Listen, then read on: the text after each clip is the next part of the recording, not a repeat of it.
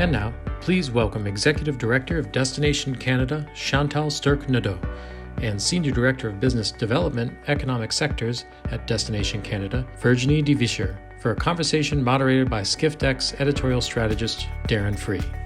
Hello, everyone. Welcome to today's session on tapping into local innovation to drive business events and resilient communities, presented by our partners from Destination Canada. Today, we're going to talk about how providing access to local sector knowledge and expertise is the best value proposition to drive the future of business events and long-term economic growth.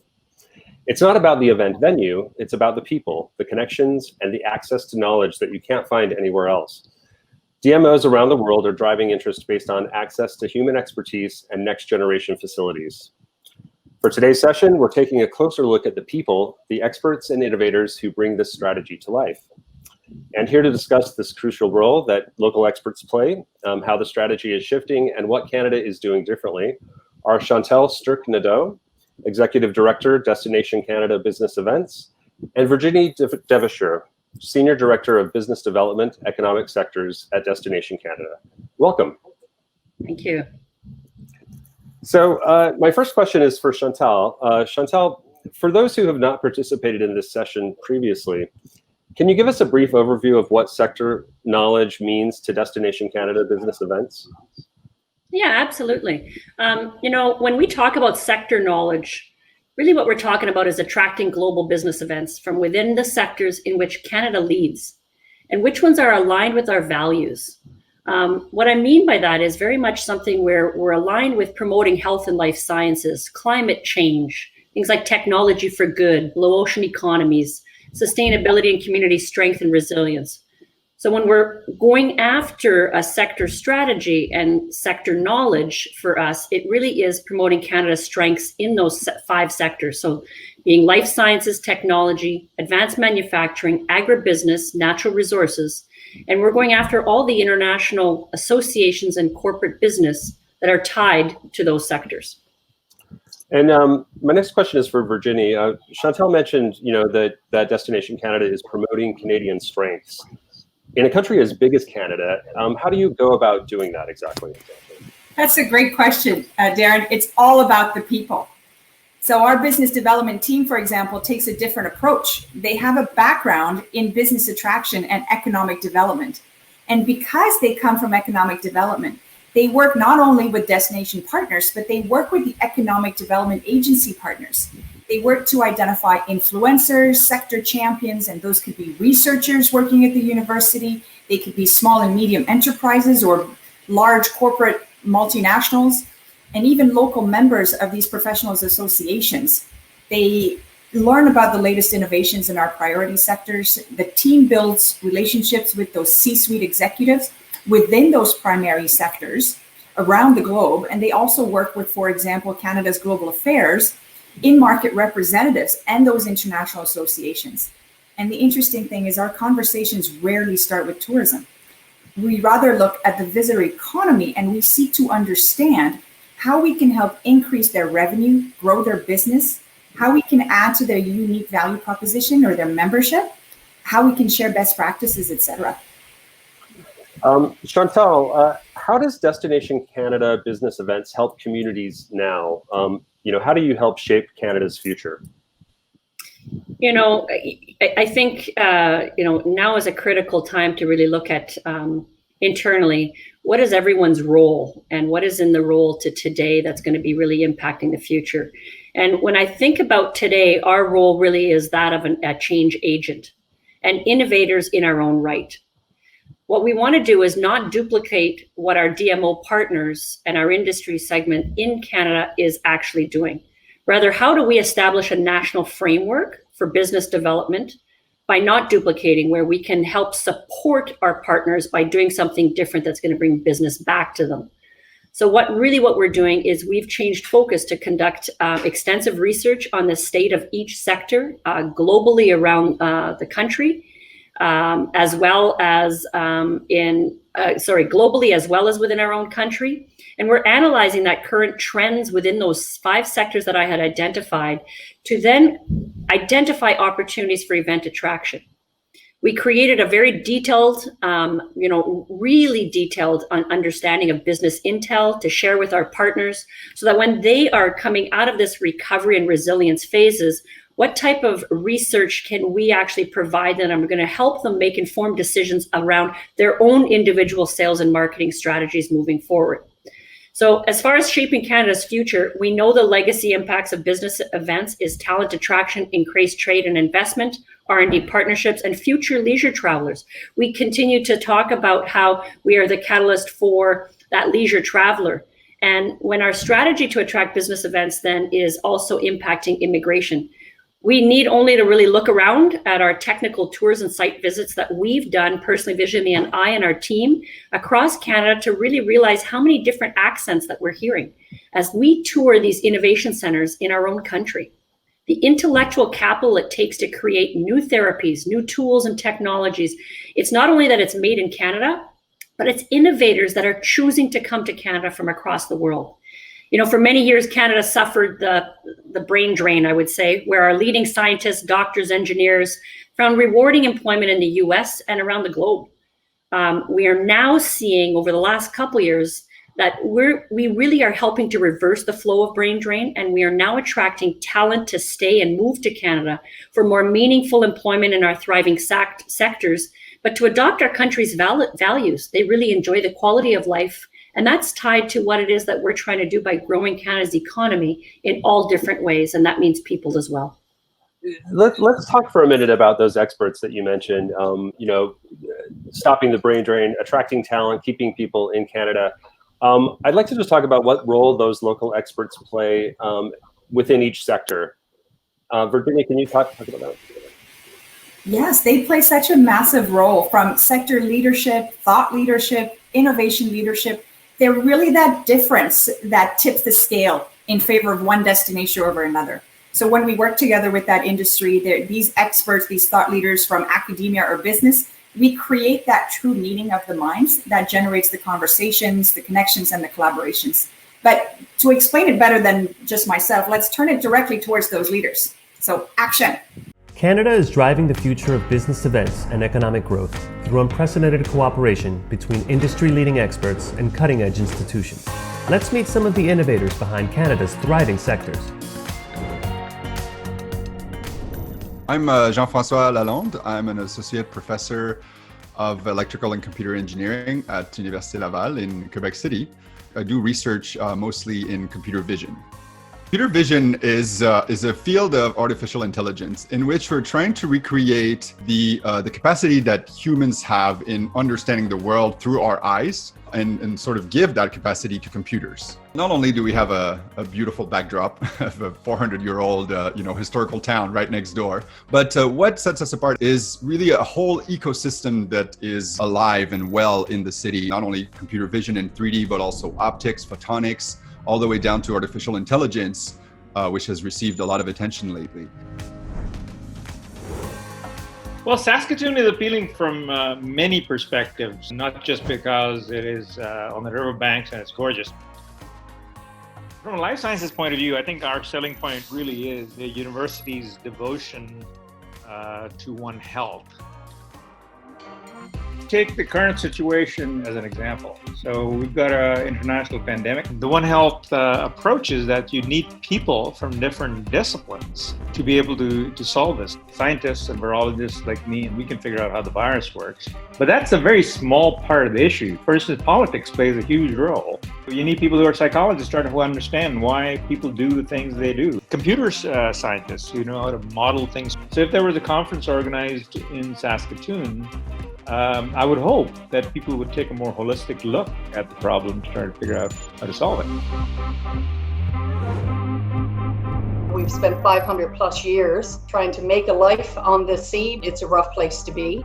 Because of that, a lot of our companies have become world renowned in harsh environment technologies. The Marine Institute is in St. John's. The National Research Council has a research facility there. And a number of private industry have sprung up over the last number of years. It was mostly our job to bring the community together because we found that industry is off doing their thing, research is off doing their thing, seldom did the two meet. It really is a concerted effort on everybody's part, and all it takes really is a phone call to get people behind you and supporting you.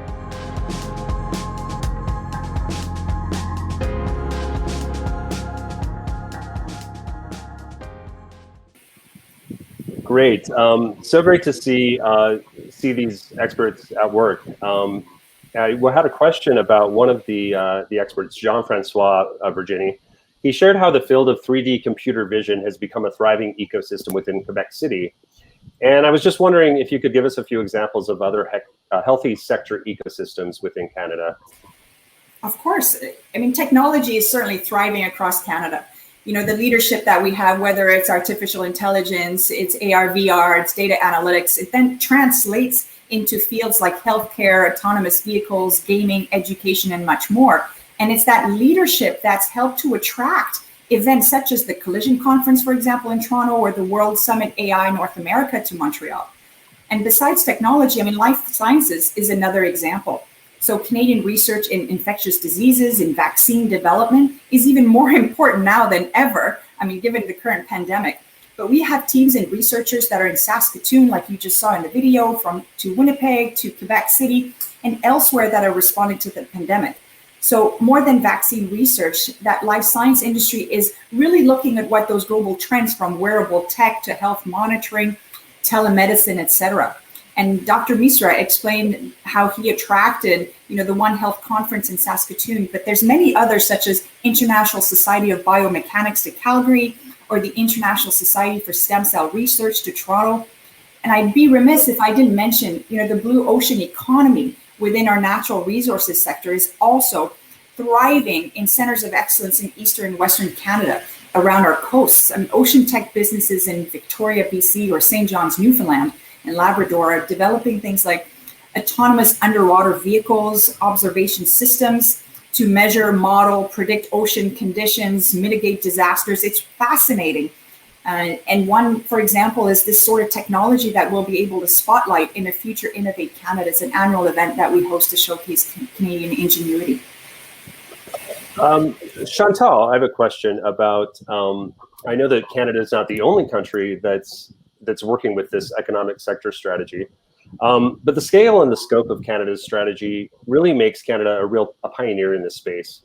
And as more countries adopt the approach, how is Canada's strategy standing apart from the rest?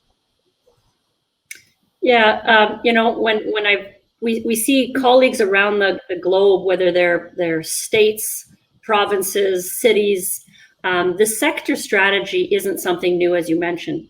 But I think part of it is looking at the sheer size of Canada, which is one component that I always like to really provide back out to say, we are a large country. We are unified by values, and our economy is different all across the board.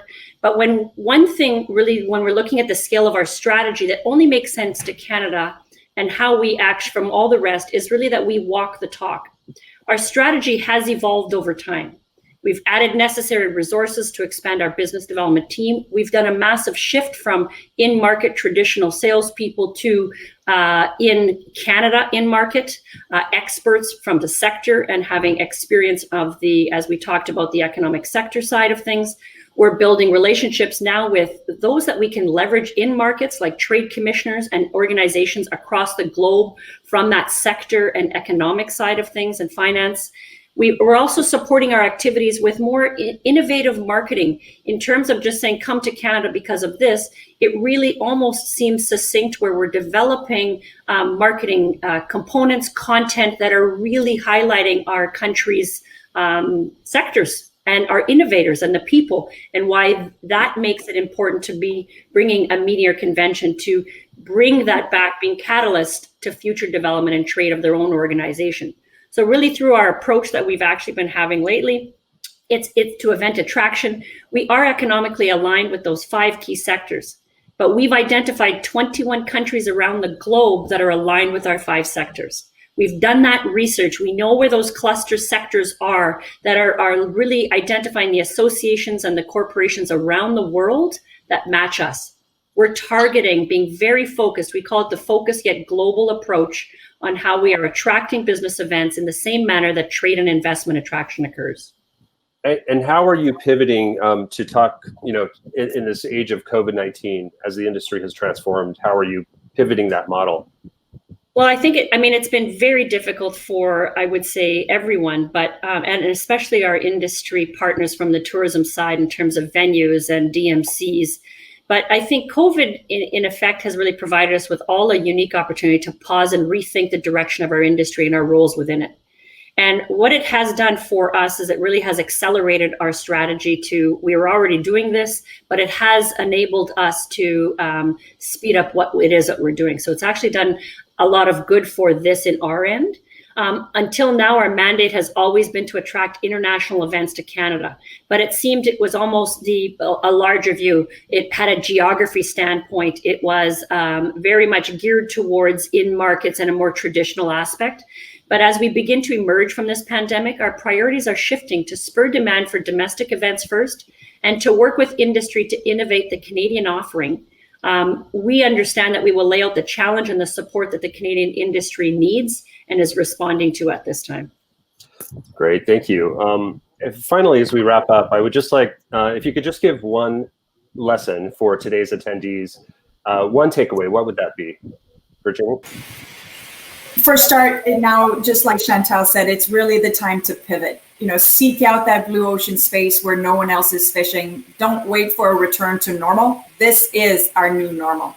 So if we're going to go from surviving COVID to thriving in the COVID era, it's going to take some resolve, imagination, innovation, and a bold plan to reimagine the industry. Yeah, and I think that, that is the inspiration side of things. And I think organizations really need to understand now what their customers will value in the future. So that makes that foresight in terms of really looking at tailoring different types of experiences based on those insights to think what will be the need in the future? Who's going to be thriving? What are the clients even that I should be approaching in what sectors? It's really taking that to begin the planning on how you're going to win your customers back, but also how you're going to build new customers when the time is right. And creating new and reimagining existing is not easy for everyone, especially when we've got a new renewed focus on health and safety. But really now is the time to re-examine your processes and really simplify, streamline, and create a more sustainable client-centric operational practice that will allow all of us to swiftly continue to be nimble and flexible when opportunities arise. And I think it's not creating what the new normal is going to be. It's actually the new normal is having that evolution and that nimble flexibility that we're going in change. Change is always happening, and it's following where our clients' gaps or what we can do to help solve their problems at the same time as growing our own economy. And that's the win-win. Great. It's a great place to leave it. Thank you both so much for joining us today. And for all attendees, please check out their exhibitor space to learn more about Destination Canada business events. Chantal, Virginie, thank you very much. Merci beaucoup. Au revoir.